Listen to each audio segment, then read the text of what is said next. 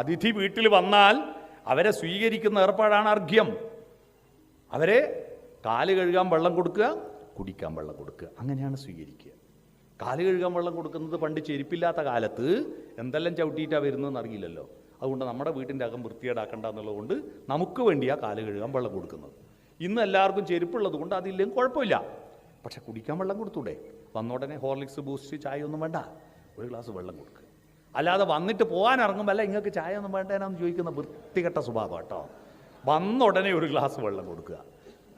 വേണ്ടെങ്കിൽ തിരിച്ചു. അത് ഏത് ശത്രുവായാലും, ബോട്ടിന് വന്നാലും പിരിവിന് വന്നാലും പരാതി പറയാൻ വന്നാലും ആര് വന്നാലും നമ്മുടെ വീടിൻ്റെ മുറ്റത്തേക്കോ, നിങ്ങൾക്ക് മുറ്റം ഇല്ലല്ലോ അല്ലേ, ഫ്ലാറ്റിൻ്റെ ആ ഗേറ്റിൻ്റെ ഇപ്പുറത്ത് കടന്നാൽ അവർ നമ്മുടെ സ്വന്തമായി. നമ്മൾ വീടുണ്ടാക്കി വെച്ചിരിക്കുന്നത് എനിക്ക് വേണ്ടി മാത്രമല്ലല്ലോ.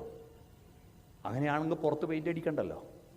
എൻ്റെ വീടുണ്ടാക്കിയത് എനിക്ക് വേണ്ടി മാത്രമല്ലല്ലോ, നാട്ടുകാർക്കും കൂടി കാണാൻ വേണ്ടിയല്ലേ പുറത്ത് പെയിൻ്റ് അടിക്കുന്നത്.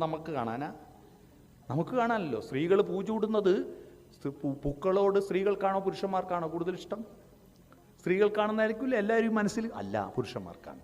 കാരണം സ്ത്രീകൾ ഒരിക്കലും പൂവ് കാണാൻ താല്പര്യപ്പെട്ടിട്ട് മുമ്പ് ചൂടാറില്ല, അവർ പിറകിലാ ചൂടുക. ആണുങ്ങളെ കാണിക്കാനാ അല്ലേ? ആണുങ്ങളെ കാണിക്കാനാ പിന്നിലാ പൂ ചൂടുക.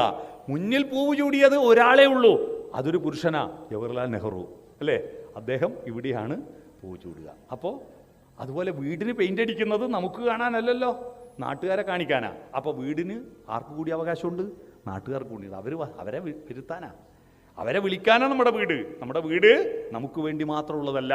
നമ്മുടെ വീട് മറ്റാരും വരാത്ത വീടാണെങ്കിൽ നമ്മുടെ വീട് നിർജീവമായ വീടാണ്.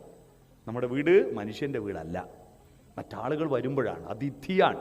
തിഥി നോക്കാതെ ദിവസം നേരത്തെ പറയാതെ വരുന്നവനാണ് അതിഥി. വന്ന ഉടനെ ഒരു ഗ്ലാസ് വെള്ളം കൊടുക്കുക അല്ലേ? കാല് കഴുകാൻ വെള്ളം ഇപ്പം നമ്മുടെ നാട്ടിലൊക്കെ കൊടുക്കുന്നത് വിവാഹം കഴിഞ്ഞിട്ട് നവവധു ഭർത്താവിൻ്റെ വീട്ടിലേക്ക് കയറുമ്പോൾ വിളക്കും പിടിച്ച് അമ്മായിയമ്മ നിൽക്കുമ്പോൾ ആരെങ്കിലും ഒരാൾ കാല് കഴുകിക്കും. എന്തിനാ കാല് കഴിക്കുന്നതെന്നറിയോ?